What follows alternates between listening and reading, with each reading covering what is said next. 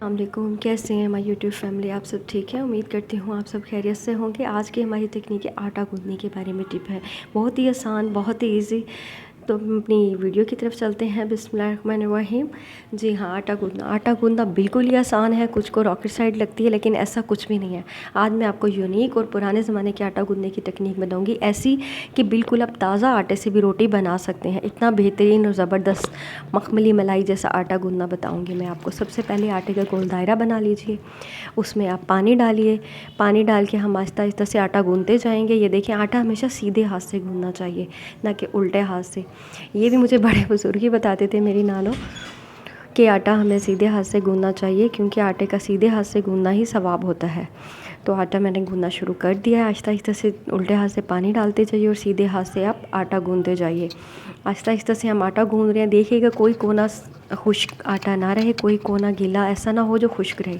अच्छी तरीके से सारा आटा हम गूंद के एक साइड पे जमा करते जाएंगे और साथ साथ पानी, थोड़ा थोड़ा सा पानी डालते जाएंगे। इतना भी नहीं कि हम बहुत ज़्यादा पानी डालें। आटे को हमेशा हथेलियों की मदद से गूंदना चाहिए। ये देखें, मैं जितना भी ड्राई कोना है उसको गीले हाथ लगा के एक एक साइड पे मैं खुश कर रही हूँ,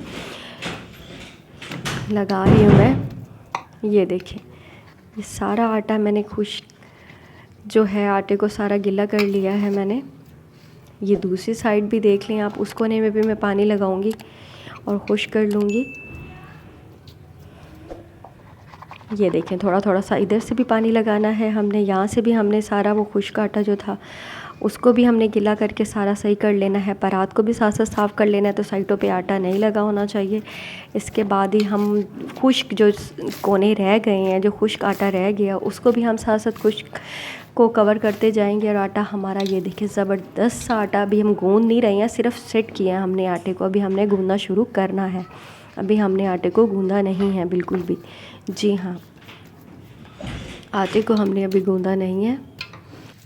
जी, तो आप देख रहे हैं आटे को हमने गूंदा नहीं है। आटे को हमने सेट करके रख दिया हुआ है। रेस्ट देंगे इसको, मैरिनेशन तो नहीं कहूँगी, रेस्ट इसको देंगे थोड़ी देर के लिए, कम से कम 15 मिनट के लिए रेस्ट दे दीजिए। अगर बहुत कम देना चाहते हैं, एमरजेंसी है, तो 5 मिनट के लिए दे दीजिए। वैसे मैं इसको ज़्यादा ही रेस्ट देती हूँ, कभी 20-20, 25-25 मिनट भी पड़ा रहता है, लेकिन ऊपर पानी का हल्का सा हाथ लगा लेती हूँ, ताकि ऊपर से इसकी झिल्ली मतलब सख्त ना हो, सॉफ्ट ही रहे। तो मैंने ये मैक्सिमम 15 मिनट के लिए रखा है। इनफ है 15 मिनट, आप रख लें 15 मिनट के लिए, जब तक आप दूसरे काम कर लीजिए, बर्तन वगैरह धो लीजिए। अब देखें, पूरे 15 मिनट हो गए हैं, आटे को रेस्ट आ गया है।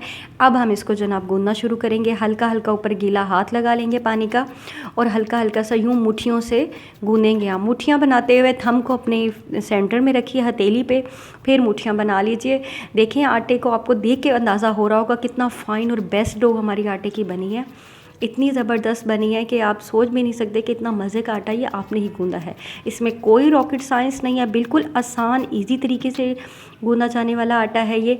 इसको आसान से हल्का हल्का सा पानी लगाते जाइए और हथेलियों की मदद से मुट्ठी बना के, जैसे कोई किसी को मुक्का मारते हैं ना, बिल्कुल इसी तरह से आप आटा गूंदते जाइए। जी हाँ जी, इसी तरह से आटा गूंदते जाइए। हल्का हल्का सा परात पे भी पानी लगाते जाइए कि परात को भी हमारा आटा ना चिपके।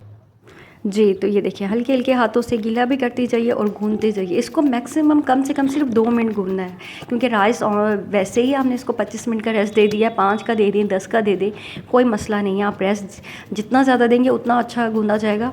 उसका फ़ायदा ये होगा, आप झटपट रोटियाँ भी बना सकते हैं, क्योंकि कुछ लोग होते हैं ना, आटा गूंद लेते हैं फटाफट, फिर रेस्ट देते हैं, फिर पकाते हैं। लेकिन ये तरीका आपका बिल्कुल बेस्ट है। अगर आप इस तरीके से आटा गूंदेंगे ना, मक्खन मलाई जैसा, यकीन करें, आटा गूंदा जाएगा। ये हमारा बेस्ट तरीका है। तो इसके साथ ही आप मेरी वीडियो को लाइक कीजिए, सब्सक्राइब कीजिए और बेल आइकन पे ज़रूर प्रेस कीजिए, क्योंकि मुझे आपके सपोर्ट की बहुत ज़रूरत है। इसके साथ ही इजाज़त चाहती हूँ। ओके जी, अल्लाह हाफिज़।